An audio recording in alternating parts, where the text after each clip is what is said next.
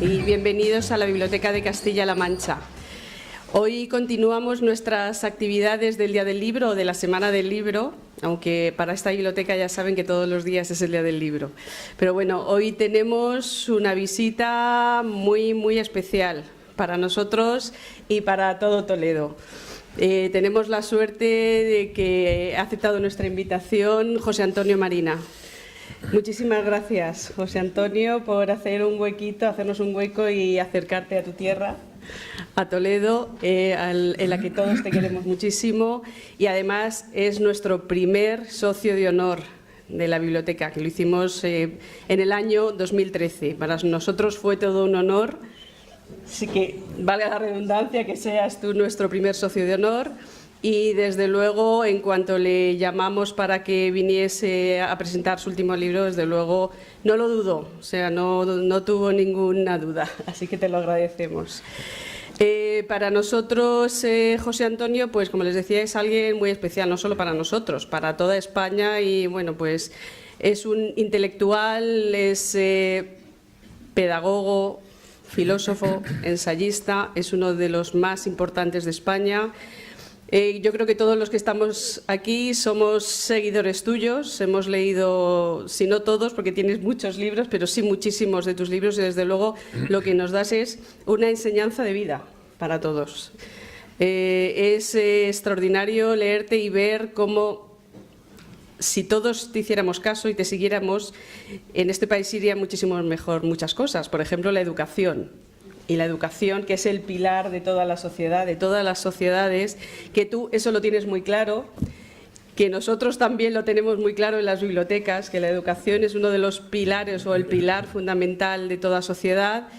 Y bueno, pues nos alegra que estés aquí y que bueno, podamos conversar esta tarde sobre este tema y sobre otros muchos, porque él viene a presentar Biografía de la Humanidad, magnífico libro, que también, una vez más, nos abres los ojos ante muchísimas otras cosas, ante la evolución de la cultura, ante ver cómo todos los seres humanos, aunque parezcamos diferentes, somos iguales porque provenimos de una familia común, provenimos de unos ancestros comunes y simplemente la cultura lo que hace, como tú bien has comentado en entrevistas, es resolver problemas que tenemos todos los seres humanos, pero de maneras diferentes. Entonces yo les recomiendo vivamente el libro, aunque seguramente muchos de ustedes ya lo han leído. Bueno, conversaremos esta tarde con José Antonio sobre este magnífico libro y sobre todo lo que ustedes quieran. Y nos acompaña también otra persona para nosotros muy querida y excepcional, que es Jesús Fuentes. Es el presidente, como saben, de nuestra Asociación de Amigos de la Biblioteca y que también está ahí al pie del cañón siempre que lo necesitamos. Él es un bibliotecario más. No lo podemos hacer socio de honor porque es que la Asociación de Amigos de la Biblioteca sería darnos a nosotros mismos el socio de honor, pero desde luego es un bibliotecario más, es un compañero más, igual que Asun, que la veo también aquí, que es la secretaria de la Asociación de Amigos, y ellos hacen muchísimo por esta biblioteca. Entonces, bueno, también aprovecho para agradecerles a los dos el trabajo que hacen. Entonces, bueno, Jesús ha venido a presentar a José Antonio y a compartir esta maravillosa tarde con nosotros. Yo ya me callo y le doy el paso a Jesús. Cuando quiera, Jesús. Gracias. Bueno, pues muchas gracias, Carmen. Muchas gracias, José Antonio, por estar aquí. Eres un toledano sabio. Normalmente solemos hacer alardes de otro tipo de toledanos, los sabios no, porque no los entendemos mucho. Entonces preferimos que esté por ahí mejor que por aquí, pero bueno, esta es tu casa y como es tu casa te agradecemos que estés hoy con nosotros. Y yo quería aprovechar mi posición privilegiada en este momento, que es la de estar aquí arriba, como presidente de la Asociación de Amigos, para dos cosas. Una, para hacer propaganda de la asociación, que es mi cometido, Siempre lo hago, siempre que puedo lo hago, porque lo que se necesita son socios. O sea, lo que necesitamos es gente que se asocie para un proyecto concreto, que es defender los libros. Esa es una de las primeras cosas. Solemos tener fichas por ahí y yo invito a todo el mundo a que se asocie y no le pasa nada, no le vamos a castigar ni le vamos a maltratar, es más, le vamos a dejar libertad total para que asista a los actos cuando quiera.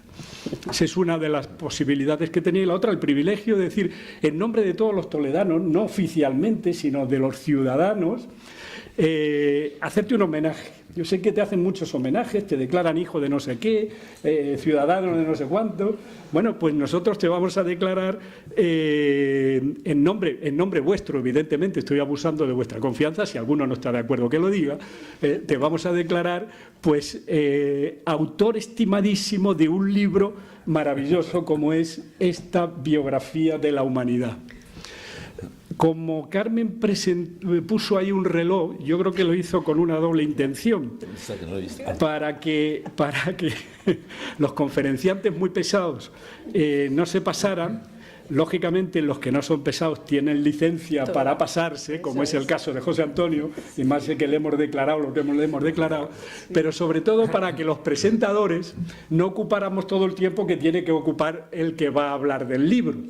Entonces yo podía haberme preparado aquí un texto y hablar sobre la biografía de la humanidad, pero ¿para qué? Si nos lo va a contar él.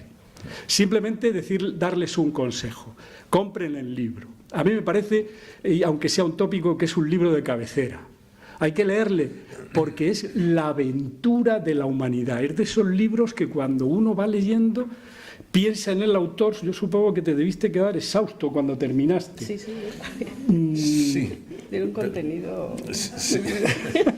Sí, porque el lector, yo creo que voy leyéndolo, no he terminado, lo tengo que confesar, lo voy leyendo, me voy agotando a medida que voy avanzando. Luego, si eso es el lector que ya tiene todo elaborado, todo diseñado en un plan perfecto, pues ¿qué le pasaría al autor, que es el que lo ha escrito?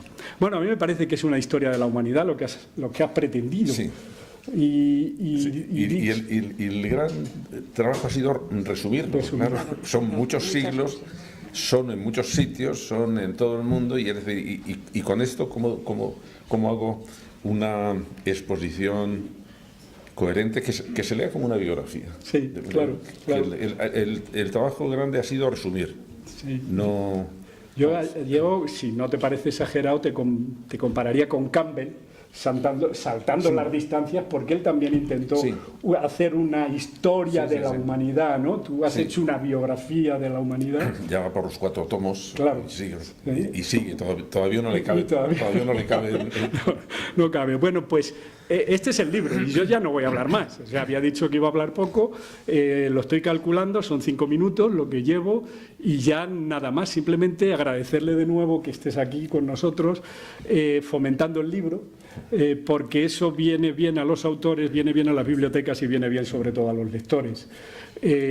A ustedes agradecerle que hayan venido y bueno, pues tienes la palabra. Me apetecería contar las historias que contabas de tu infancia hace poco ahí en el despacho, pero vamos a perder tiempo, así que muchas gracias, Carmen, muchas gracias, Jesús. Yo la verdad estoy encantado de estar aquí, pero ya después de la presentación de Carmen y de Jesús, ese ha sido mi momento alto. Ahora ya empieza mi decadencia, porque claro, ya es la cruda realidad. A mí me gustaría descubrir un misterio que me lleva preocupando desde que he entrado aquí. ¿Qué hacen ustedes aquí con la tarde que hace? Porque claro, se habla mucho de las noches toledanas, pero hoy es un día toledano de aquí te espero, ¿no? De manera que, bueno, pues si les ha entrado a ustedes una especie de locura transitoria, espero que sea transitoria pero eso me fuerza a que resulte interesante lo que les voy a decir, cosa que me tendré que esforzar más. ¿Por qué he escrito este libro? Yo no soy historiador. Yo lo que me he dedicado toda mi vida es a ver cómo funciona la inteligencia humana, sobre todo cuando hace cosas muy espectaculares. Cuando hace arte, cuando hace ciencia, cuando hace música, cuando organiza los sistemas políticos, cuando crea sentimientos. Es decir, la inteligencia humana hace cosas muy notables. Pero me interesaba ver, bueno, cómo se ha ido configurando la inteligencia humana. La inteligencia humana ha tenido siempre que enfrentarse con problemas. Y los problemas se han ido repitiendo a lo largo de toda la historia de la humanidad. Pero a lo largo de los años íbamos teniendo más herramientas para poder pensar las cosas, también para tener más problemas. Les voy a poner un ejemplo. Tardó muchísimo tiempo en inventarse el cero. Por ejemplo, la matemática griega no disponía del cero, porque se inventó más tarde en la India. ¿Cómo podían hacer operaciones matemáticas, como somos nosotros, que trabajamos con el sistema decimal, sin tener el cero? Pues lo tenían muy complicado. De manera que las culturas lo que han ido es poniendo a nuestra disposición herramientas para poder pensar más y mejor las cosas. Así aparece de repente la escritura. Sin la escritura, lo vemos por ejemplo en poblaciones que tienen lenguaje pero no tienen escritura, no podemos pensar cosas lo suficientemente complejas. Pues ¿por qué? Porque la memoria que tenemos de la palabra hablada es muy corta. De manera que la escritura nos permite para pensar cosas que de otra manera no íbamos a pensar. Cuando se inventa, por ejemplo, el lenguaje algebraico, bueno, eso permite a los matemáticos pensar cosas que sin ese lenguaje no pueden pensar. Cuando se inventa la notación musical, Beethoven no se le hubiera podido ocurrir una sinfonía si no hubiera tenido la notación para poder ir escribiendo. No tenía cabeza para hacerlo, no le cabía en la cabeza, tenía que utilizar la notación musical. Entonces vemos que todas esas creaciones de la cultura han ido ampliando nuestra capacidad de pensar las cosas. Cuando aparece el libro, lo que aparece es una gigantesca herramienta para desarrollar nuestra inteligencia. Y si se pierde el libro, se pierde una herramienta colosal para desarrollar la inteligencia. Ah, no, pero ya están las redes. Vamos a ver, como especialista en el desarrollo de la inteligencia, las redes sociales son un peligro muy serio para la inteligencia humana. ¿Por qué?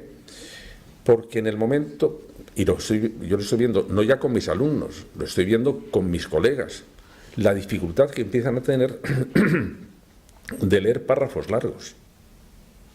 A la tercera subordinada se han perdido.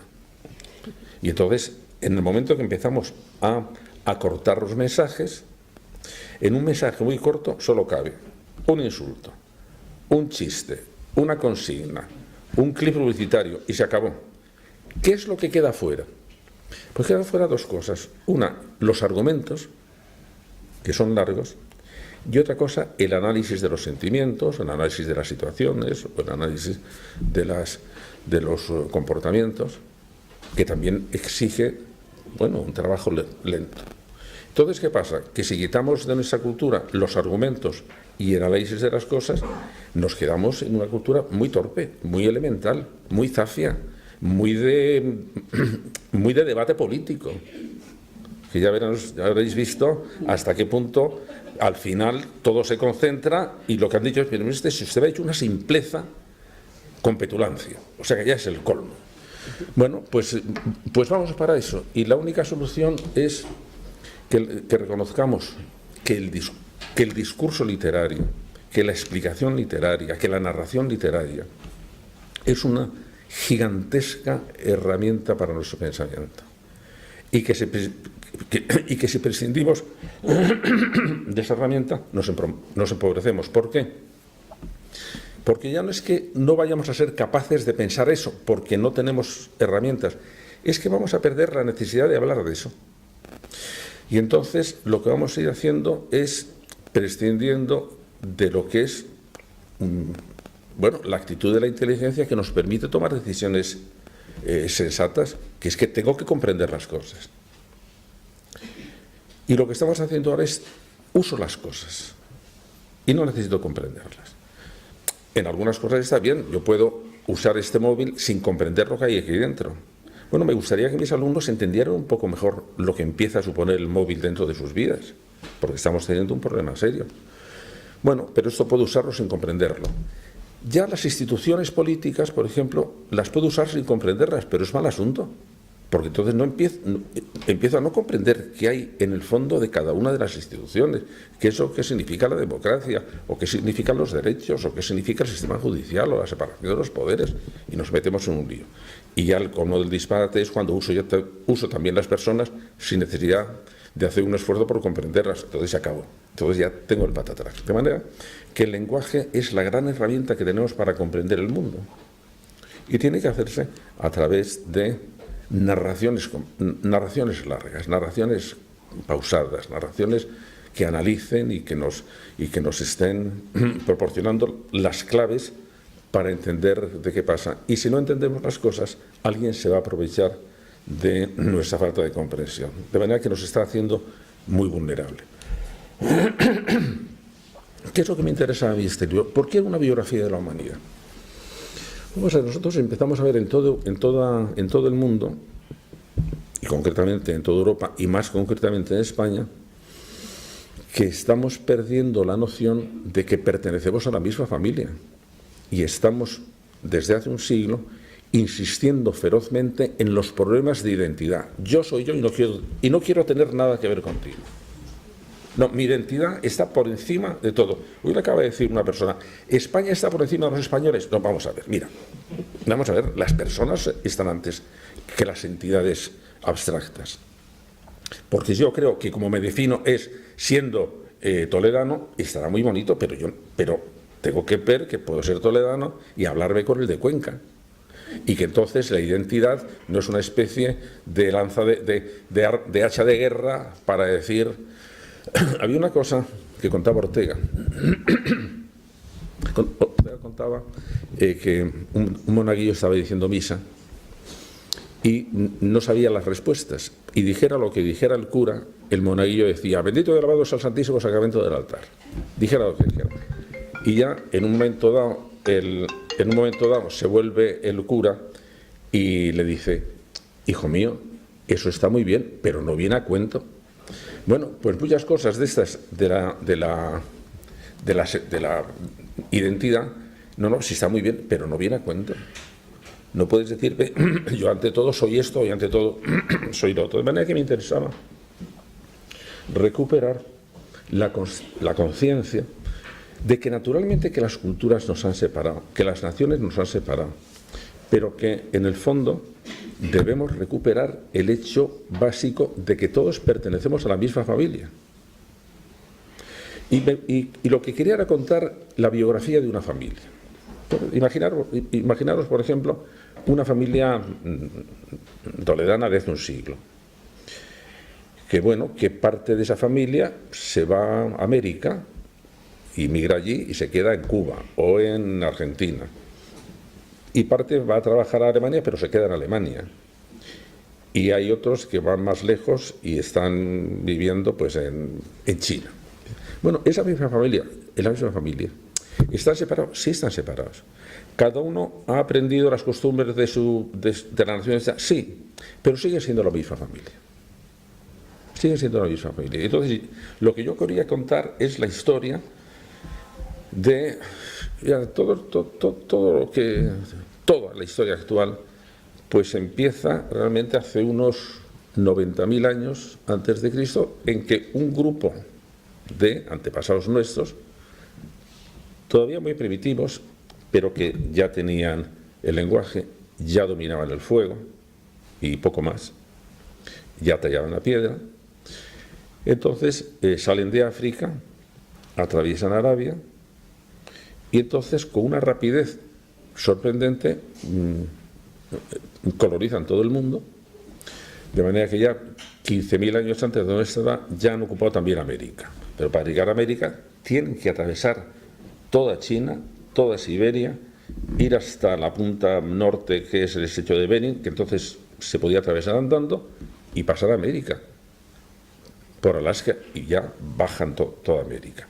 Pero eso siguen siendo antepasados nuestros, que según iban acomodándose a cada uno de los climas, acaban incluso por cambiar por cambiar el color de la piel o para cambiar el color de los ojos. ¿Por qué? Porque necesitaban, venimos de África, es decir, de manera que todos cuando nos venimos de África eran personas de piel muy oscura, y se va aclarando según van hacia el norte.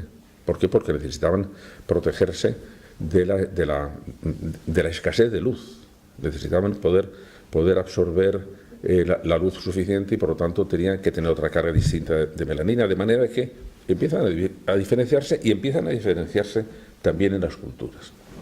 Y dice, bueno, y ahora yo puedo entenderme con alguien que pertenece a una cultura tan sumamente diferente como un poblado de los aborígenes australianos o un poblado de los pigmeos en África o China y Japón. ¿Me puedo entender?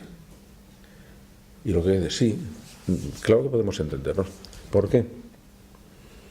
Pero si cada uno crea una cultura muy distinta, si la cultura china va por su lado y la cultura australiana ha ido por su lado y de los aborígenes, de los pigmeos africanos va por su lado, ¿cómo voy a entenderme yo con personas que pertenecen a culturas tan diferentes?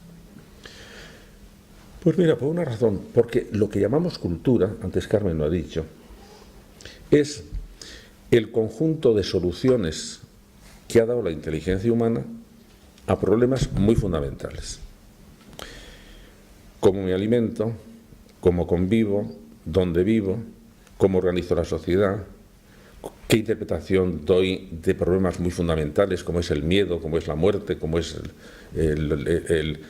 cómo trato con los enemigos, cómo trato con los débiles, cómo trato con los extranjeros, cómo expreso unas experiencias que llamamos estéticas, que ahora las distinguimos mejor, pero en su origen no se sabía muy bien si eran religiosas, si eran artísticas. Cuando unas personas se meten en unas cuevas donde era dificilísimo entrar y pintan allí una cosa que nosotros los consideramos ahora obras de arte, Altamira o Lescaut, ellos no eran artistas. Ellos, ¿qué estaban sintiendo? Pues una especie de fascinación ante la capacidad que tenía una línea de representar a un animal, o era un ritual mágico para ver si se hacía que el animal fuera propicio y se dejara cazar, o no sabemos muy bien lo que era. Lo que aparece es una especie muy inquieta, que no se puede quedar quieta en su sitio y no se puede quedar quieta con lo que hace, de manera que está inventando siempre nuevas cosas. ¿Necesitaban algún sitio para vivir y para protegerse? Sí, unas cuevas. No, pero no nos quedamos en cuevas. Después de las cuevas vinieron las chozas, y después vinieron los palafitos, y después vinieron las construcciones, y después vinieron las catedrales, y vino el gótico, y vinieron los rascacielos, y las caravanas, y la tienda de campaña. ¿Y eso por qué? Porque lo que había parecido era esa familia común, era una familia que estaba siempre dispuesta a intentar resolver los problemas de otra manera. Cuando dos grupos se separaban, al cabo de 50 años ya habían casi creado un lenguaje distinto. ¿Por qué? Porque necesitamos vivir juntos y al mismo tiempo necesitamos distinguirlos. Con lo cual hay una especie de movimiento de unión y de movimiento de separación. Y todos, sin embargo, como nos enfrentamos con los mismos problemas, al final sí nos podemos comprender, no si vamos a la solución, sino si vamos al problema. Pero usted con esto, ¿qué quería resolver? Usted de esta manera tan a lo mejor tan rara, ¿qué quería resolver? ¿Por qué usted, que está pasando hambre, no se come la vaca? A ver, ¿cuál era el problema que hizo que los hindúes no se comieran las vacas? Bueno, y tuvieron que decir, no, es que son animales sagrados. No, el problema está en que lo mismo que para los judíos que no comieran el cerdo, en el caso del cerdo es porque había unas epidemias de triquinosis que comías cerdo y te morías. Así que mejor era, mira, no hay que comer los cerdos. Y como la gente es muy bruta, y para no comer los cerdos, esto está prohibido, pero como si fuera un pecado. Y entonces se está introduciendo sistemas normativos, y en el caso de la vaca, si te comes la vaca el primer día que tengas hambre, pues entonces eliminas tu mayor fuente de riqueza, claro, porque la vaca te permite el estiércol, porque la vaca te puede dar leche, así que no mates la vaca, aunque tengas mucho hambre, porque va a ser peor. Y entonces cada nación, cada cultura ha ido resolviendo los problemas a su manera, pero los problemas son siempre los mismos. Y entonces es ahí donde tenemos que intentar hacer un retroceso hacia atrás, es decir, cada vez que nos parezca que alguna cultura está haciendo cosas muy raras, hay que hacer la pregunta, ¿y por qué está haciendo usted esto? ¿Por qué hace esta cultura esto? ¿Por qué de repente aparecieron en los derechos más antiguos, aparece que el derecho es comunicado al legislador o al rey como si viniera de otro mundo, como un dios lo ha dicho? Pues porque necesitaban establecer normas muy fuertes y tenían que ver cómo se conseguía que la gente las respetara. Y entonces la mejor manera es que me lo ha dicho el Dios. Es que me lo ha dicho un Dios. ¿Por qué en todas las culturas hay religiones? No hay ningún pueblo que no haya tenido religión. En unas serán politeístas, en otras monoteístas, en otras, como las hindúes, no tienen una figura de Dios, una figura muy amplia que es el absoluto. Pero ¿qué les está moviendo a estas personas para tener en todo momento histórico, que crear mundos tan sumamente fantásticos, tan sumamente irreales o ideales o trascendentes? ¿Por qué no se estaban quietecitos con lo que tenían? ¿Por qué no les servía lo que estaban viendo y tenían que inventar otras cosas? Y como esto se da en todas las situaciones, en todas las culturas, en todas las geografías, podemos decir, bueno, eso nos ha venido con la familia, eso lo hemos tenido dentro. ¿Y cómo lo hemos tenido dentro? Y ahora viene lo que a mí me pareció más interesante. Cada uno de nosotros hemos recibido una doble herencia. Hay una herencia genética que recibimos de nuestro padre y de nuestra madre, y hay una herencia cultural. Y de la misma manera que dentro de nosotros están actuando los genes y no los conocemos, bueno, ahora ya la ciencia ha dicho muchas cosas de ellas, pero vamos, los genes han estado dirigiendo nuestro crecimiento, nuestra reproducción, nuestras capacidades de siempre, sin que supiéramos que estaban ahí. Bueno, pues igual que hay esa herencia biológica, hemos recibido una herencia cultural. Y la herencia cultural lo que está también obrando dentro de nosotros, y muchas veces no reconocemos, bueno, ¿por qué pensamos esto así? ¿Por qué tenemos estos sentimientos? ¿Por qué hemos organizado el mundo de esta manera? Bueno, todos sabemos que si hubiéramos nacido, nosotros en Toledo somos cristianos, si hubiéramos nacido 500 kilómetros al sur, seríamos musulmanes. ¿Y eso qué significa? Pues eso significa que todos hemos recibido, junto a la herencia biológica, hemos recibido esa herencia cultural, y hace que estén resonando dentro de nosotros cosas cuyos autores no conocemos, porque no sabemos quién lo inventó. Igual que no sabemos quién inventó las palabras aparecen y nosotros las transmitimos y las usamos. Bueno, pues nuestras costumbres, nuestros sentimientos.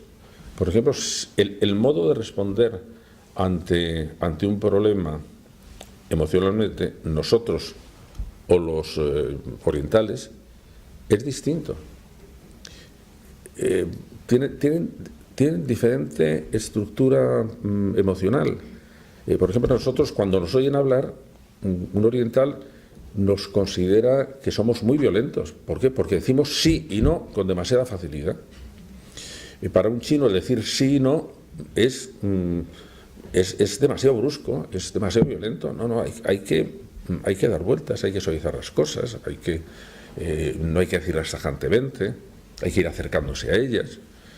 Si en Bali alguien quiere hacer una visita, tiene que una semana decir, dentro de una semana voy a hacerte una visita. Y 3 días antes, dentro de 3 días voy a hacerte una visita. Y cuando te acercas, decir, estoy acercándome. ¿Por qué? Porque no hay nada que teman tanto como la sorpresa. En cambio, nosotros disfrutamos con las sorpresas.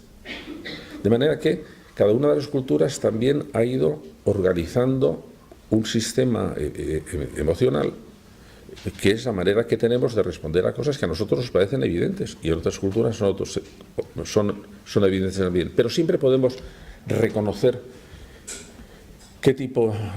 siempre podemos reconocer los sentimientos. Es decir, cada cultura puede tener miedo a una cosa, pero el sentimiento del miedo es un sentimiento universal.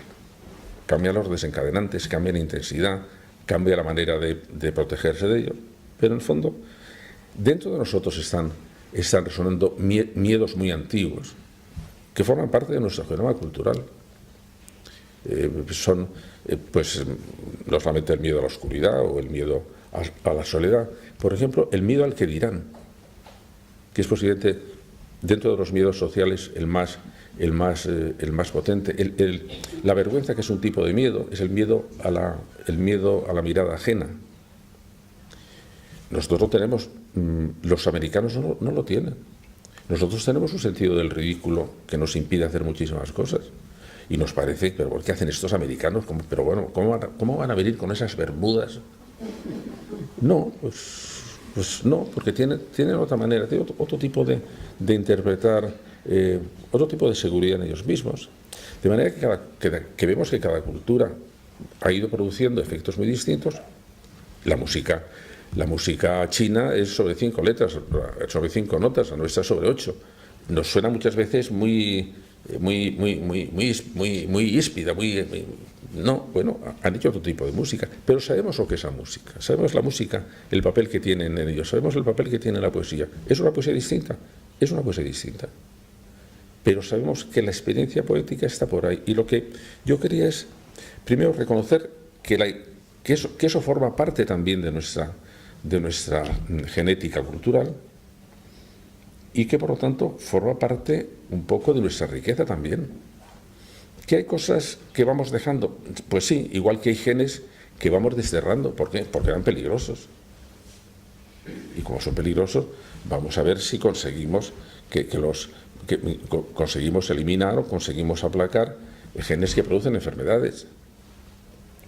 ¿Por qué? Bueno, porque son malos. Y hay genes, como por ejemplo los genes de la violencia. Es decir, ¿por qué no hemos sido capaces nunca de eliminar como última solución la guerra? Bueno, porque hay un gen de agresividad muy fuerte que no lo hemos conseguido dominar, y es un gen no biológico, sino un gen cultural también. Cuando se hace en el libro, que era antes lo que decía Jesús, una de las dificultades es que tenía que estar contando historias muy diferentes, pero como si fueran historias de una misma familia.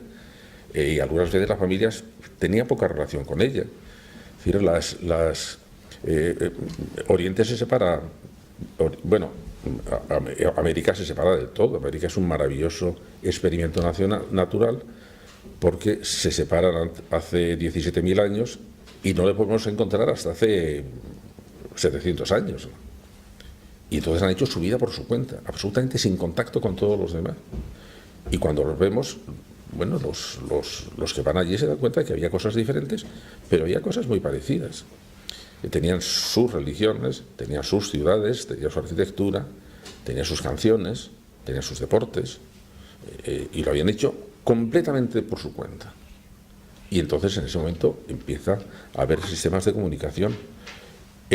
China no estuvo nunca del todo separado, porque se produce una historia que es una historia muy bonita cuando se la ve contada así como si fuera en movimiento rápido. Las culturas más desarrolladas empiezan a darse, digamos, en la parte central, en una zona templada, y ahí es cuando hace unos 10.000 años ya por fin los humanos, los sapiens, ya están hartos de dar saltos de uno para otro y se asientan. Se asientan, crean la arquitectura, crean la agricultura. Con la agricultura aparece una cosa muy notable, empieza a haber excedentes, es decir, cosas que había que guardar. Cuando antes eran cazadores-recolectores, recogían lo que se comía en el día, o lo que se cazaba en el día.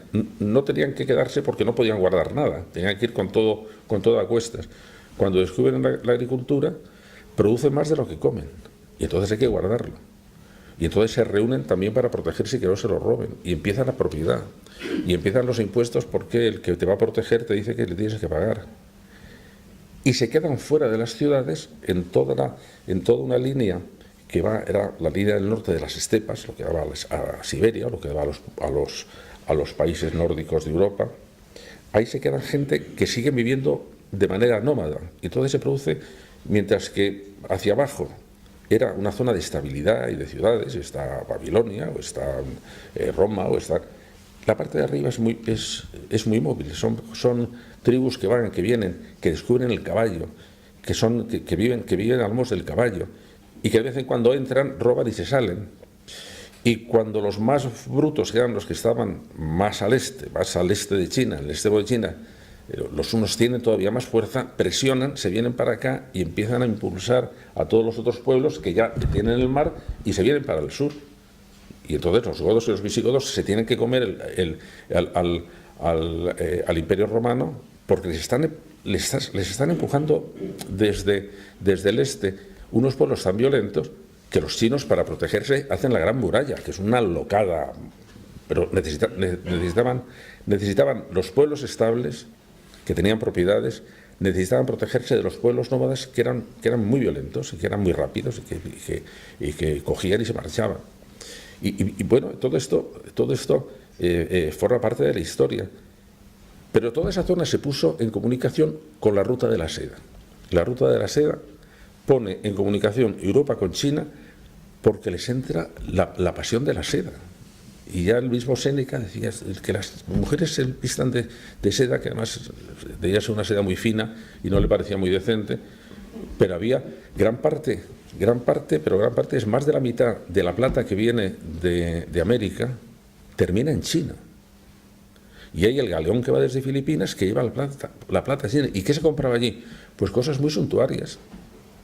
La cerámica, las sedas. Pero fijaros, esa es la ruta de la seda. Nos sirve para explicar una cosa. En este momento estamos asistiendo luego si queréis lo comentamos, estamos asistiendo a la emergencia de China, pero la emergencia no de China como potencia económica, que posiblemente en este momento ya es la más potente, sino como potencia cultural. Lo que está diciendo China es que la cultura china es superior a la cultura europea. Y se han metido en la mayor obra de ingeniería que se está haciendo en este momento en el mundo, que es el nuevo camino de la seda, porque quieren estructurar todas las comunicaciones desde Europa hasta China y que sean ellos, y que sea sobre ese eje sobre el que esté moviéndose medio mundo. Y lo están haciendo. Y lo que os decía, cuando veis qué tipo de desarrollo han hecho, pues mientras Europa era muy belicosa siempre, porque eran naciones muy pequeñitas, y las naciones muy pequeñitas tenían que estar siempre compitiendo con la de al lado, y entonces desarrollaron el tipo de armamento que a los chinos no les interesó. Inventaron la pólvora y no lo usaron nada más que para cohetes, para juegos pirotécnicos, y nosotros lo utilizamos porque teníamos que pelearnos con el otro. China era tan sumamente grande que no tenía enemigo, desde los 3 siglos antes de nuestra era hizo un imperio y ahí se quedaron. Y en el siglo XIV hay un emperador chino que de repente piensa, vamos a ver si hay algo interesante fuera de China. Entonces crean la armada más potente que ha habido en todo el mundo, 1800 barcos que rodean toda África, vuelven y el almirante dice, bueno, pues lo único interesante que hemos encontrado es una jirafa. Lo único, todo lo demás les parecía que nosotros éramos muy atrasados y no les interesaba, se quedan ahí. Y entonces empieza a hacer una cosa que es lo siguiente: mientras que Europa, desde Grecia, siempre ha considerado que el valor supremo era la libertad, los chinos pensaban que no, que eso de la libertad, ¿por qué le estábamos los europeos dando tanto valor? Que lo importante era la armonía entre los ciudadanos, la armonía con la naturaleza, Pero, bueno, en este momento, en la última reunión del Partido Comunista Chino, lo que ha dicho el secretario general del Partido Comunista Chino es: nosotros somos confucianos y por lo tanto no valoramos la libertad, que es un capricho de los europeos, lo que valoramos es la armonía. Y por lo tanto nosotros tenemos un tipo de democracia que es superior a la democracia europea. ¿Por qué? Porque no está basada en la libertad, está basada en la armonía. Y dice, oye, pues sacar la antena, porque en este momento en Europa se está hablando de democracias no liberales. Hungría, por ejemplo. Todos los populismos, sobre todo de derechas, están diciendo, no, sí. ¿Y para qué van a ser las democracias liberales? Tienen que ser democracias autoritarias. ¿Y qué empiezan a poner de ejemplo? Mira cómo pasa en China y mira cómo les va de cine. Bueno, hasta cierto punto. ¿Veis? Eso era China, un gen que activaron 500 años antes de la saga con Confucio, está ahora todavía actuando. Y cuando los chinos dicen, ¿y por qué nosotros sentimos así?, se olvidan de que ese gen está presente en su cultura, que es un gen cultural que está ahí. Claro, me parece que conocer esto para mí ha sido realmente fascinante, porque empiezo a comprender muchas cosas. Empiezo a comprender, por ejemplo, qué pasó. Hay se llama dos épocas axiales en toda esta historia, es decir, dos épocas en que parece que la historia gira sobre un eje y cambia rotundamente. Una que es la primera era axial, que es de 600 a.C. a 300 a.C., que es cuando aparecen todas las grandes religiones. Aparecen los profetas de Israel, aparece Buda, aparece Confucio, aparece Lao-tse, aparece en Grecia Sócrates y Platón, que tienen una especie de religiosidad muy filosófica, pero religiosidad, y de los discípulos y de los profetas de Israel proceden muchos siglos después, proceden las otras dos grandes religiones, tanto Jesús de Nazaret como Mahoma. Lo que buscan es antecedentes de los profetas. De manera que hay una época maravillosa en que cambia la manera de pensar de todo el mundo. ¿Y por qué pasó en ese momento? Si estaban muy lejanos, si no se conocían. ¿Qué pasó? Había una especie como de maduración genética, igual que genética cultural, que a partir de un momento dado empezaban a pensar, por ejemplo, algo que ahora nos cuesta a nosotros reconocer, que es que empiezan a pensar en Dios como en un ser bueno. Y eso no había sido, antes el Dios, incluso dentro de la Biblia, Jehová, Dios de los ejércitos, es que había que andarse con un cuidado con él, porque vamos, entraba con el hacha, con el puñal en la mano, y luego de repente se convierte en bueno, y se convierte en protector de los débiles, y se convierte y empieza a valorarse la interioridad. Y dice, ¿qué pasó? Pues esto es un cambio absolutamente maravilloso. ¿Qué es lo que pasó ahí? Yo recuerdo una conversación que tenía con un buen amigo mío, encantador, y una persona espléndida, que era José Saramago, que cuando sucedieron la voladura de las Torres Gemelas en Nueva York, escribió un artículo diciendo: Dios tiene la culpa. Yo decía, oye José, ¿por qué me dices que Dios tiene la culpa? Sí, estos son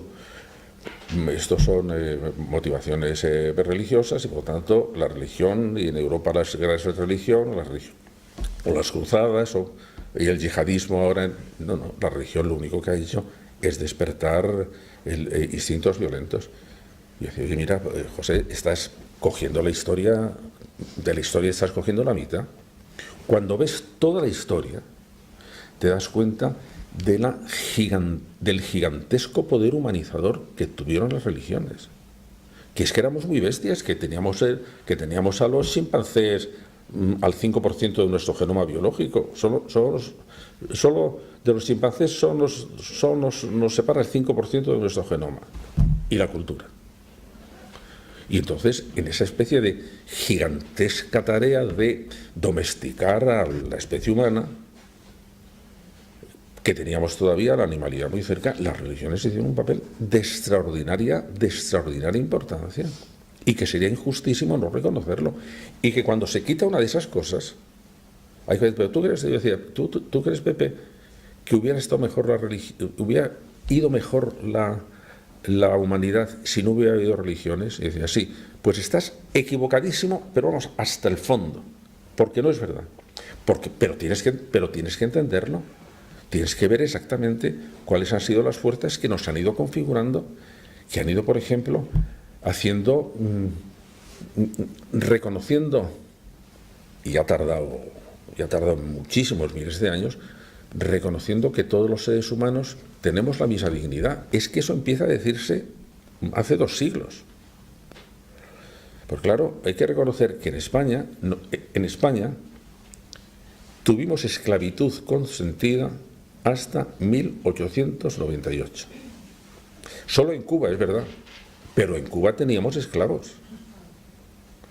Y, bueno, pues es que estaba en el ambiente, es que, no sé, no se reconocía exactamente con claridad como lo vemos ahora, que sin duda alguna hay esclavos y sigue habiendo esclavos en Sudán, pero ya no hay nadie que lo reconozca. No, es que tardamos muchísimo tiempo en darnos cuenta de la igualdad de los seres humanos, pero muchísimo tiempo, y todavía con mucha facilidad lo olvidamos. ¿Qué pasó con la igualdad de la mujer? En el año 31, en las Cortes Republicanas se trata el voto femenino. Y entonces uno de los diputados, que además era presumida de científico, dice una cosa: claro que hay que dar el derecho al voto a la mujer, pero como según las doctrinas científicas europeas la mujer alcanza el uso de razón a los 40 años, hay que dar el voto a partir de los 40 años. Y dice, vamos a ver, que estamos en 1961. Pues bueno, pues se decía. De manera que nos ha costado mucho trabajo entender las cosas, y si no entendemos la genealogía, no entendemos lo que nos pasa. Si cogemos ahora, por ejemplo, el problema catalán, y lo cogemos tal como está, no lo entendemos. Para entenderlo tenemos que ver que es un asunto que lleva 2 siglos. Y en los 2 siglos pasa un poco como en las enemistades entre 2 familias en un pueblo, que ya se ha olvidado uno, pero ¿y esto por qué empezó? Porque ya, sí, pues empezó porque no vino a la comunión de la niña, sí, pero después tampoco viniste tú a la muerte de mi padre. O sea, bueno, y tú que no viniste a la boda, y al final la comunión de la niña se ha olvidado. Pero todo esto, ¿por qué pasó?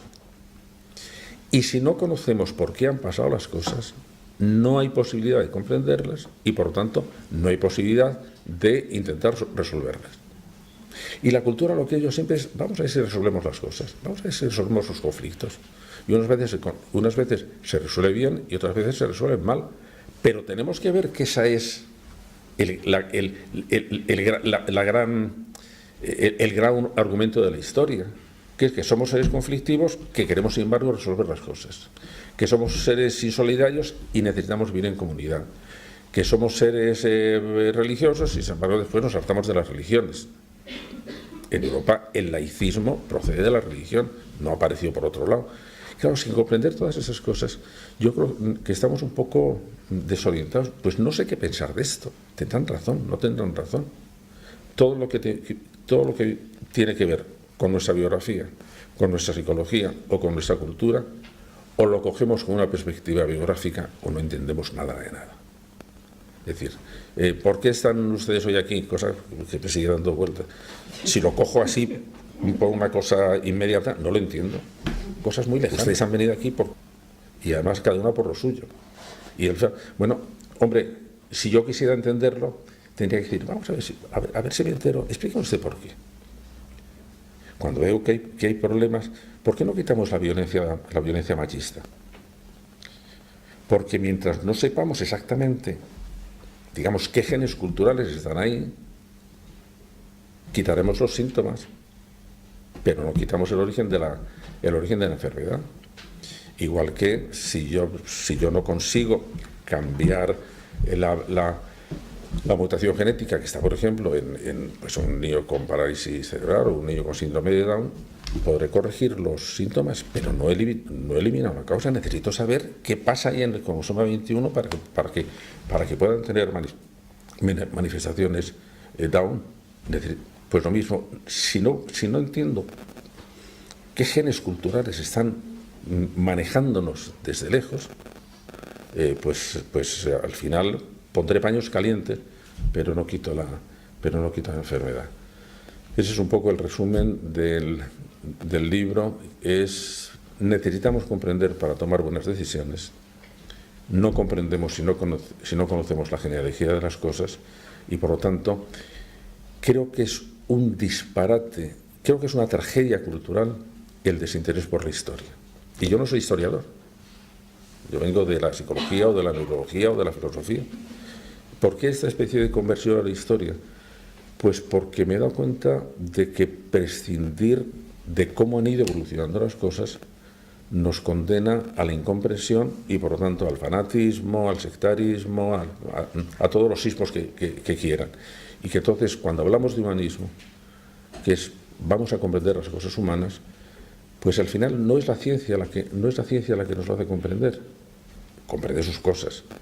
No es tampoco la filosofía que va por otro lado. No. En el fondo yo creo que es la historia la que nos puede dar una visión exactamente de cómo han ido interactuando cosas que ahora a lo mejor no sabemos muy bien cómo se hicieran. Toledo es un caso claro.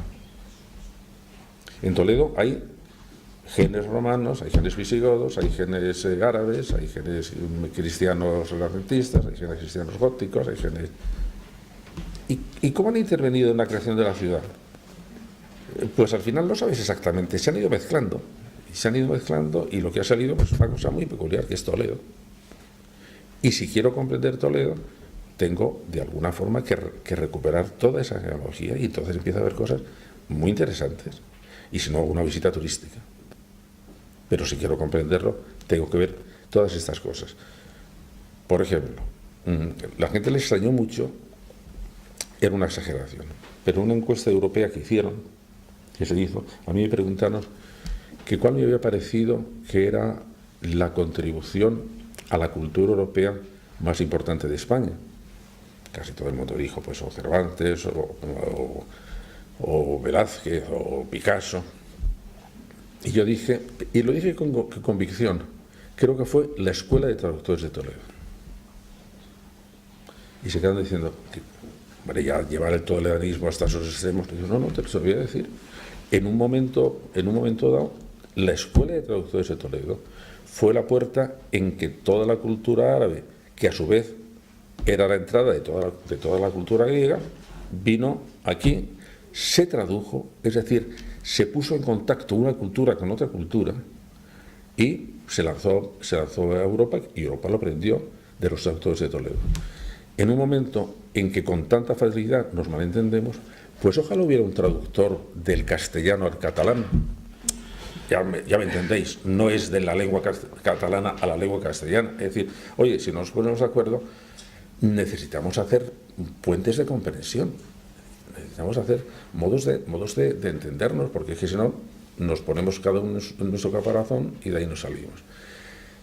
Este libro intenta colaborar de una manera, pues, con todas las limitaciones del mundo, pero a comprender lo apasionante, lo trágico algunas veces, no, lo trágico muchas veces, de la historia de la humanidad. Es decir, cómo hemos hecho cosas magníficas y cómo hemos vuelto a repetir las mismas atrocidades una y otra vez. Bueno, hombre, si conocemos esto mejor, a lo mejor podíamos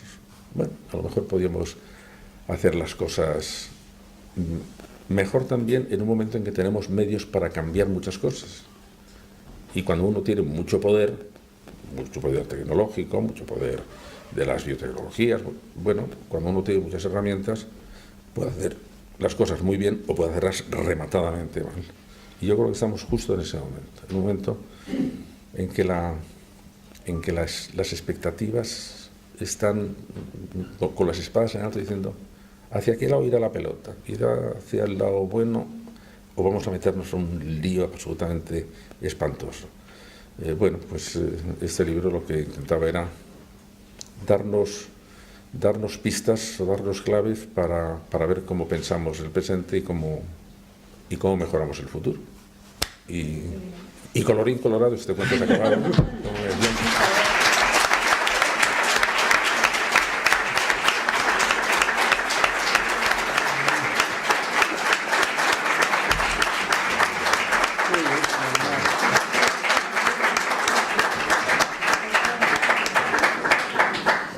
Muchas gracias, José Antonio. Ahora abrimos unos minutos de diálogo. Si alguien quiere hacer alguna pregunta o hacer algún comentario, bueno, pues... Pues mira, ya haría, pero... Muy bien. Ahí hay una pregunta. Buenas tardes. Yo quería preguntarle con respecto a lo que ha comentado de la cultura china y la importancia que tiene la armonía, que en su liderazgo, por así decir, en su liderazgo político, que está claro que en sus jardines, en su música, en su arquitectura es fabuloso, pero ¿por qué el liderazgo de la armonía es incompatible con la libertad? En su cultura, en su razonamiento político. Sí, sí. No, ellos, pues porque ellos consideran, lo que quieren es ver qué ponemos delante. Por ejemplo, no, yo te voy a decir,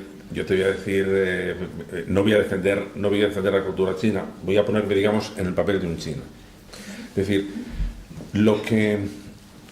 cuando Europa valora mucho la libertad individual.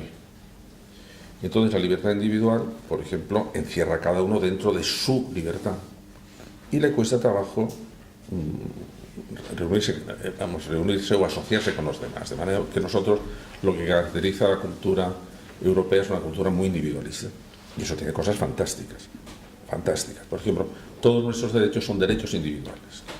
Los derechos humanos son derechos individuales, porque protegen al individuo. Entonces allí dicen, no, es que realmente el individuo no tiene tanta importancia.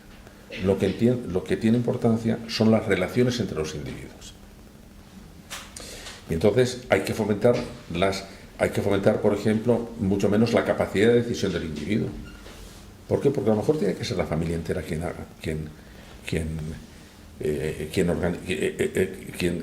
tenga que decir el modo de vida. De manera que la libertad va unida a la individualidad y la armonía va unida a un tipo de concepción mucho más comunitaria de las cosas, que a nosotros nos espanta un poco porque queremos precisamente tomar las decisiones yo, que no las tomen por mí, y que entonces se oponen porque cada una tiene una cosa buena. Cada una, por ejemplo, la emoción principal, la emoción más potente que había que cuidar más en la cultura japonesa, que es muy deudora de la China, era un sentimiento que se llama amae. Ahora es verdad que está decayendo y eso lo consideran que es una crisis de la cultura japonesa. El sentimiento de amae era el sentimiento de cálida dependencia de una persona respecto de la otra. Es decir, era fundamentalmente un sentimiento del niño respecto de la madre. Es que yo me fío de ti y por lo tanto organiza tú lo mío. Pero eso pasa, por ejemplo, a las relaciones entre jefes y empleados, o entre súbditos y el Japón, y entre súbditos y el emperador. La relación del súbdito japonés con el emperador era una relación de cálida confianza y sumisión al emperador. Eso a nosotros nos parece peligrosísimo, peligrosísimo. Entonces, lo que tenemos que... Pero, sin embargo, la capacidad de solidaridad que tienen ellos, a lo mejor sí deberíamos aprender. Al tener todo esto junto, decir, oye, ¿no habremos olvidado nosotros activar algún gen que es el gen de la solidaridad? Porque hemos dado demasiada potencia a otro que es el gen de la individualidad y de la libertad. Claro que son valiosísimos, pero estamos empezando a cojear, de otra parte. Es decir, estamos siendo muy solidarios. Por ejemplo, la dificultad que tienen las parejas de entenderse. A mí es un tema que me ha interesado mucho, porque yo durante mucho tiempo estudié la inteligencia como una propiedad de las personas solas. Pero luego me di cuenta que las personas solas son una abstracción, no existen nunca.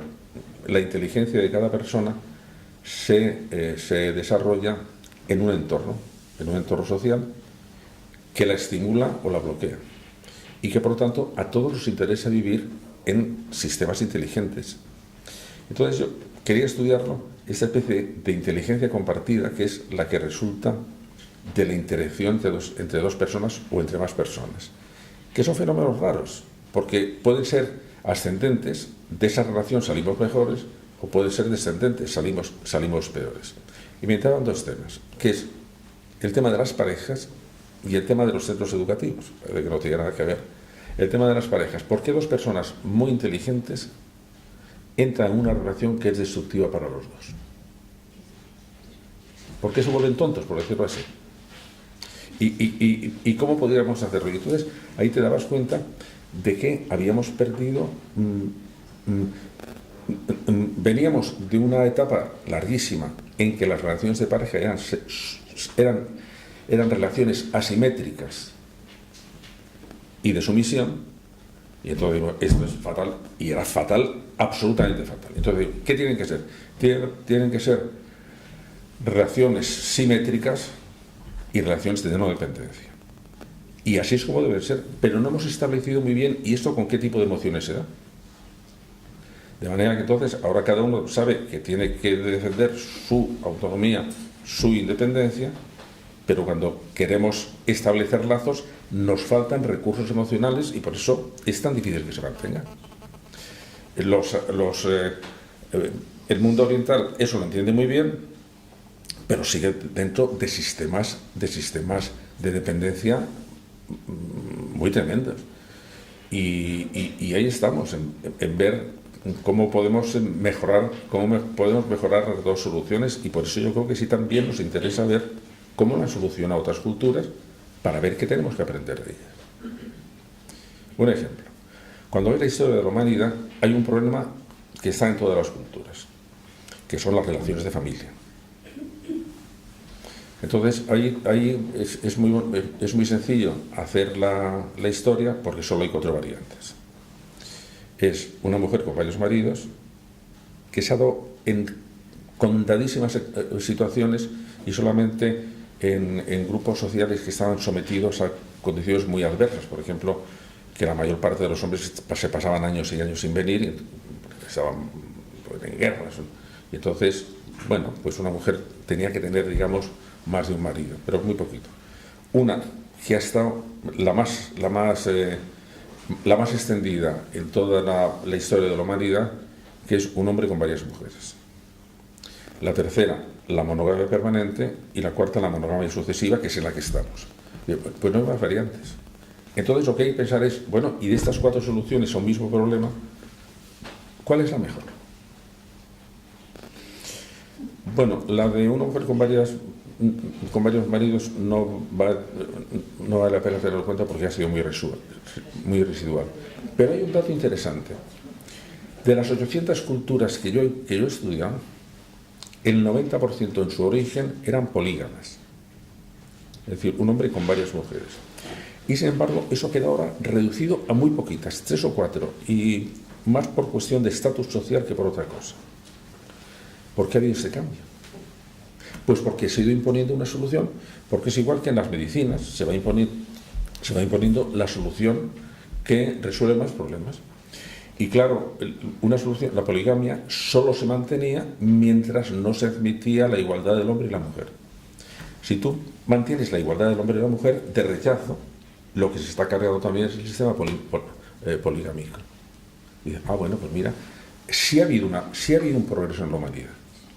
Y esa es una consecuencia, una conclusión optimista de la historia. A pesar de lo terrible que ha sido la historia, hemos progresado.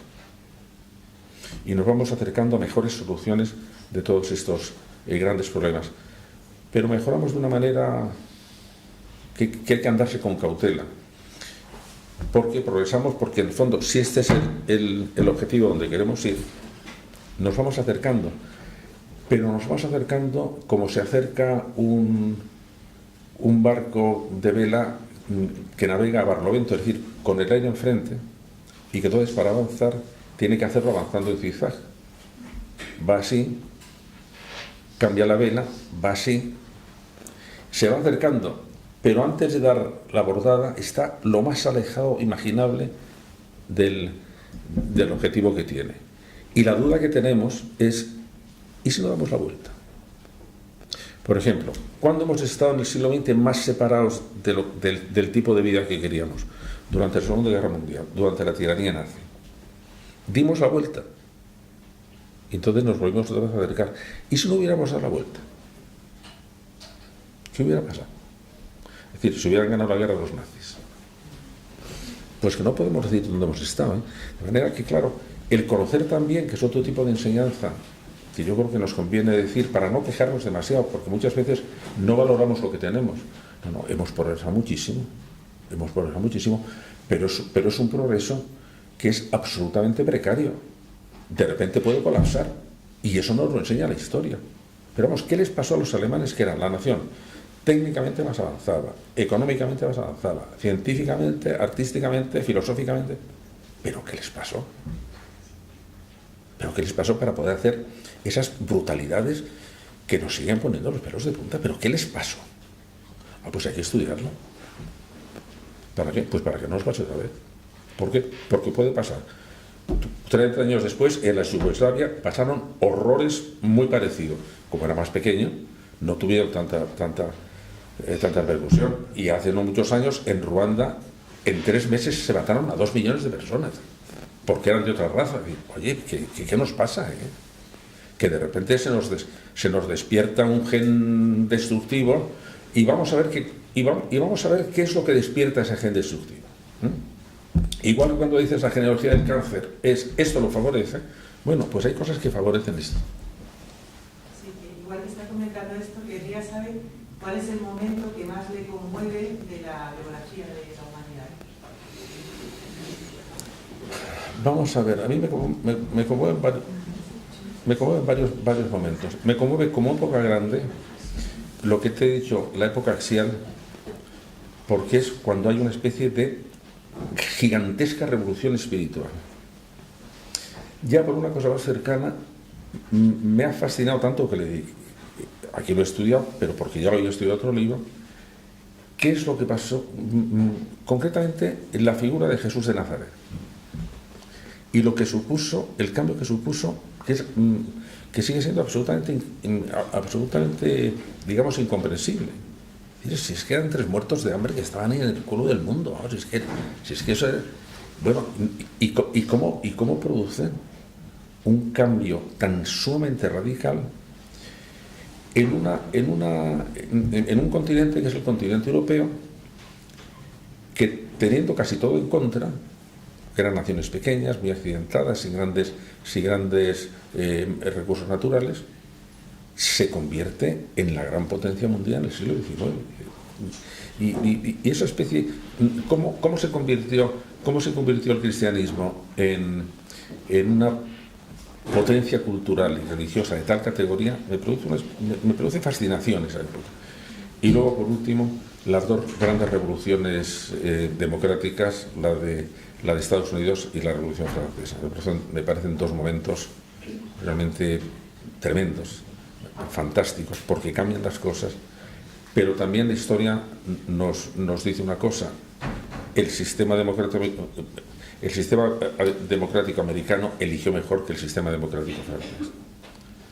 Y eligió mejor por una razón: porque los franceses admiraban y veneraban, y siguen venerándolo, el poder absoluto. Les gusta que el poder sea absoluto. Lo único que hicieron es, en vez de que el titular del poder absoluto fuera el rey, el poder absoluto lo tenía la nación. Y ahí se metieron en un lío y nos metieron a todos en un lío. Porque la nación sigue teniendo poder absoluto y por lo tanto puede eliminar o limitar los derechos de los ciudadanos. En cambio, la Revolución Democrática Americana estaba hecha por gente que desconfiaban del poder, mientras que los franceses amaban el poder absoluto, y por eso después de la Revolución Francesa viene Napoleón. Los americanos eran gente muy curtida, gente muy peleada ya en la vida, y tenían el poder absoluto. Y entonces lo que querían es aquí que no mande nadie demasiado. Y por eso hicieron un sistema de check and balances, de equilibrios. Primero los estados federales con sus legislaciones privadas, luego otras leyes que eran las federales, pero con 2 cámaras, un Senado y el Congreso, y luego además con el presidente que se elige por otra parte diferente. Es decir, que no tenga muchas... Que nadie mande mucho, que no pueda... El presidente Trump, que está intentando llevar al máximo el autoritarismo legal, se da cuenta que hay cosas que no puede hacer. ¿Por qué? Porque el Congreso se lo veta o el Senado se lo veta. Y está ahí limitado. ¿Por qué? Porque eran gente que desconfiaba mucho. En cambio, nosotros, la tradición francesa era muy de que la nación tenga todo el poder. Eso también lo tiene su historia. Y ese momento a mí me parece un momento históricamente también interesantísimo. Así que por el precio de 1 te he dado 3. La era axial, la aparición del cristianismo y las 2 grandes revoluciones. Se me está ocurriendo una idea. Tú que eres experto en educación y es tu tema favorito, al escribir este libro, por lo que has dicho de la armonía de los chinos y la libertad individual de Europa, influirá muchísimo en la educación también. Siempre has dicho que los que educaban era la tribu. No sé si eso está de acuerdo un poco además, más con ese mundo que con el nuestro. Y además es por otra cosa. Primero, lo que ves con esto es que la verdadera definición de nuestra especie no es que somos animales racionales, porque lo de animales se da a las claras y lo de racionales a ratos. No, lo que es nuestra verdadera definición es: somos la única especie que educa a sus crías. ¿Qué significa que educa a sus crías? Que lo que ha ido en cada momento alcanzando se lo transmite a la generación siguiente. Le transmite las técnicas, le transmite el lenguaje, le transmite el modo de pensar, le transmite las herramientas afectivas, le transmite la cultura. Y claro, nosotros lo que somos es un híbrido de biología y de cultura. De manera que la cultura tiene tanta potencia que cambia la biología. Voy a dedicar 2 minutos a esto porque es justo, yo creo, el reto que tenemos ahora en el mundo educativo, en que van a pasar muchas cosas, y lo malo es que si no andamos con tiento, no vamos a decidir los cambios educativos desde el mundo de la educación, se van a decidir en otros campos. Es decir, en este momento, por ejemplo, quien está trabajando con proyectos más ambiciosos educativos no son los sistemas educativos, ni los pedagogos, ni los psicólogos, son las grandes compañías de informática que quieren convertirse en las educadoras del mundo. Google a la cabeza, pero no solo Google, Microsoft, IBM, Cisco System y Apple. Y entonces son gente muy lista, pero muy lista, y que tienen mucho dinero. Y entonces están diseñando cómo ven la educación. Y antes o después los estados se lo van a comprar. Y yo creo que lo que necesitamos, este libro lo que pretende es, este libro debía, y es en lo que estoy trabajando ahora, debía dar origen a una asignatura que se diera en todo el proceso educativo, desde primaria hasta el primer curso de las universidades, hasta el primero. ¿Por qué? Para ver dónde estamos, para intentar ver todo esto, porque entonces lo que ves es cómo aparece la historia de la educación, es una parte importantísima de esta. ¿Quién educaba en cada momento? Bueno, pues allí te das cuenta no solo de cómo educaba, sino prácticamente hasta el siglo XIX, el fundamento de la educación, tanto sea religiosa como si era laica en la escuela, era la obediencia. El pupilo o el alumno, igual que el hijo, igual que el fiel, tenía que obedecer al maestro. Cuando cambia de la escuela antigua a la escuela moderna, empieza en los años 30, pero vamos, sobre todo en los años 50-60, lo que se dice es: no hay que educar, no hay que utilizar la obediencia como núcleo del sistema educativo, porque entonces estamos haciendo a la gente muy dependiente. Entonces, sacamos fuera del sistema educativo la obediencia como relación entre el que aprende y el que enseña, y nos encontramos en un lío, porque no hemos sabido con qué sustituirlo. Pero esto no es por casualidad, eso es porque lo estaba pidiendo, se estaba pidiendo eso desde otros aspectos de la cultura, por ejemplo, desde la organización política o desde la organización económica. Y si no tenemos una visión de conjunto, no lo entendemos. Y por eso, el ver cómo la historia de la educación forma parte absolutamente esencial de todo el proceso de nuestra biografía cultural, yo creo que nos despierta los ojos para ver que tenemos que seguir dándonos cuenta que sigue siendo así, ¿eh? Y que no darle la importancia suficiente significa que estamos entregándonos en manos del azar o de alguien, y que tomarse en serio la conciencia de lo que pasa en la educación, de ver cómo la educación es la que teje los mimbres básicos sobre los cuales cada uno después ya hace el dibujo que quiere, pues es realmente importante. Y en un tipo de historia como esto se ve clarísimamente cómo aparece la escuela, cómo aparecen quiénes se llama, cuándo aparece la escuela pública, por qué aparece la escuela pública, cuándo aparece la financiación de la escuela, cuándo la escuela se convierte en... cuando la idea ilustrada, que es que la escuela era la escuela de la libertad, atrévete a pensar, era el lema de la Ilustración. ¿Y eso dónde se aprendía? Se aprendía en la escuela. Cuando bien después los sistemas absolutistas niegan esa parte. Entonces nosotros, cuando se crea en España la Asociación Libre de Enseñanza, son catedráticos que se van de la universidad porque el ministro de Educación de Cánovas, Orobio, da una ley diciendo que todos los programas que se dan en las universidades tienen que pasar por la censura eclesiástica. Y entonces estos dicen no lo aguantamos y se van de la universidad. De manera que, y todo eso tenemos que conocerlo, porque todos son formas de resolver un problema. Y hay que decir, sí, pero hay algunas que fueron peores que otras. Y tenemos que tener esa especie de sentido común para discernir cuáles son las mejores y cuáles son las peores. ¿Qué va a pasar con la escritura tradicional? ¿Con la? Escritura tradicional. ¿Cuánto tiempo le queda? ¿Con la escritura a mano? Bueno, vamos a ver, pues es una pregunta muy interesante. Mira, yo trabajo con un grupo de neurólogos. Y los neurólogos estudian qué componentes del cerebro se activan cuando se escribe y se lee en ordenador y cuando se escribe y se lee, se escribe a mano o se lee en formato que no es ordenador, en libro. Y se han llevado una sorpresa porque funcionan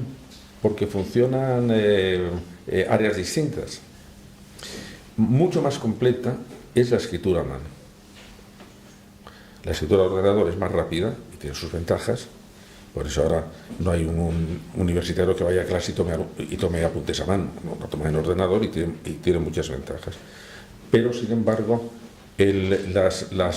la unión que había entre lenguaje, capacidades motoras finas que dan la de la mano y memoria están mucho más integradas en la escritura a mano, y por eso en Finlandia intentaron quitar la escritura a mano y la tuvieron que reintegrar porque devolver porque le parecía que...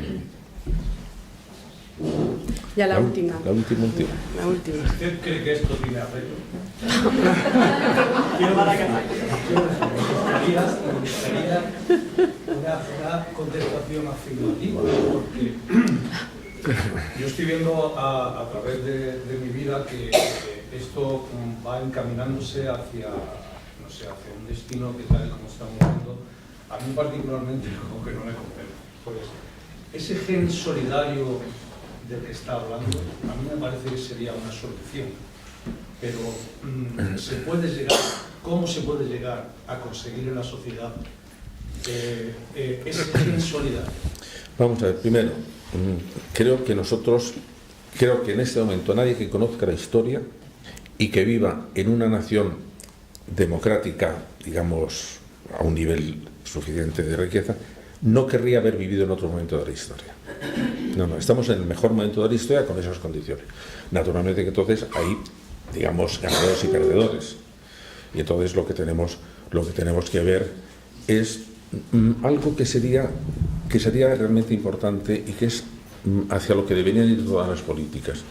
Mira, lo que nos interesa es que la suerte o la casualidad tenga la menor importancia posible en la vida de las personas. Es decir, que la casualidad de dónde has nacido, de la familia en que has nacido, del pueblo en que has nacido, del aspecto físico que has tenido, de la salud que has tenido, eso va a influir siempre, pero digamos que el ambiente solidario pero que tenga la menor importancia posible. ¿Por qué? Porque vamos a intentar suplir esas dificultades de comienzo, vamos a hacer que todo el mundo tenga asistencia médica o asistencia cultural, vamos a poner la educación de 0 a 3 años porque sabemos que es lo que compensa más los déficits educativos de las familias. Y yo creo que en eso hemos mejorado mucho. Yo no creo que estemos peor que nunca. No, yo creo que seguimos, pero por lo que te decía de que avanzamos en zigzag, algunas veces avanzamos separando, ¿no? Y por eso hay que tener la suficiente pupila para decir que nos estamos desmadrando, vamos a volver. En este momento hay un peligro que es el avance de los sistemas autoritarios en Europa, la crisis de Europa, que Europa es de las cosas más inteligentes que se ha inventado. Cuando ves aquí lo que ha sido Europa, que hemos estado enzarzados en guerras terribles continuamente. Hay el siglo XVII que está 2 años en todo el siglo estamos sin guerra en Europa. ¿Qué nos pasaba? Bueno, ahora hemos llegado a una prosperidad y a un tipo de asistencia social, porque ese era el proyecto europeo. El proyecto europeo era, vamos a ver si tenemos una economía realmente tecnológicamente avanzada, porque si no lo competimos, pero manteniendo la protección social. Y eso es muy complicado. Y el sistema americano prosperidad económica que ya la gente se las arregle. Nosotros eso, y China está por otro lado diciendo, no, sistemas autoritarios y nosotros arreglamos la vida de la gente. Y entonces, entre esos dos extremos está el gran proyecto europeo y vemos que se está resquebrajando. Y hay que mucho cuidado, que esto ha costado mucho trabajo hacerlo. Pero cogiéndolo en etapas más grandes, creo que éticamente hemos mejorado. Y ahora no soportamos cosas que hace 20 años soportábamos con bastante facilidad. Y yo creo que por eso, o sea, que yo soy optimista con cautelas. Muy bien, muchísimas gracias, José Antonio.